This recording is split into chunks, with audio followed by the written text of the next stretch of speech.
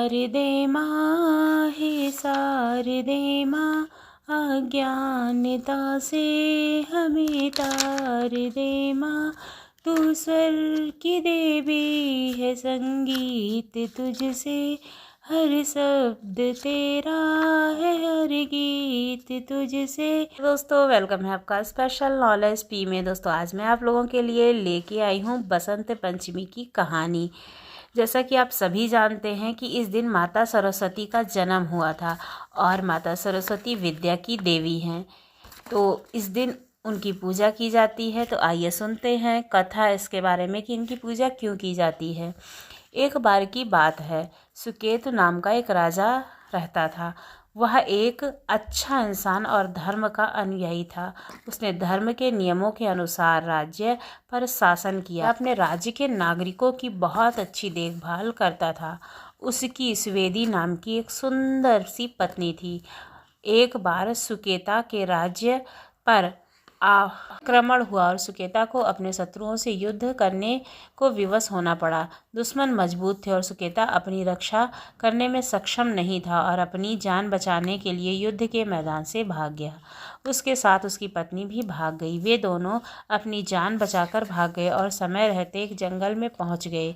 जब वे जंगल में पहुंचे तो वे थक चुके थे और भूखे थे। उन्हें जो कुछ भी मिला उसे वे खा रहे थे, लेकिन फिर भी उनकी भूख शांत नहीं हो रही थी, क्योंकि उनको जो कुछ भी खाने को मिल रहा था वह काफ़ी कम था।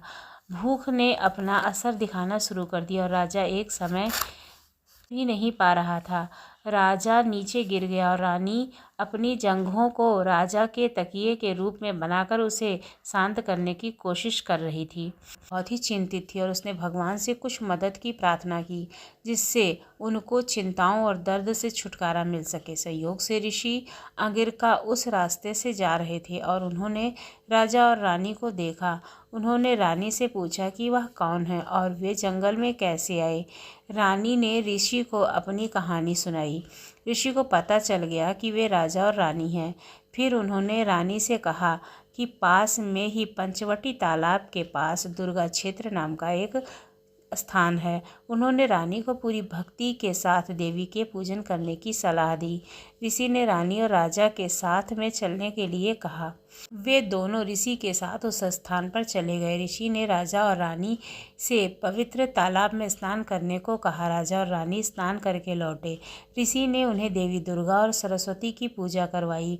उन्होंने उनके षोडशोपचार पूजा कराई, यानी कि एकदम तौर तरीके से, जो 16 विभिन्न प्रकार की पूजा व सेवा करके देवी को प्रसन्न करती है। यह पूजा 9 दिन तक चलती रही।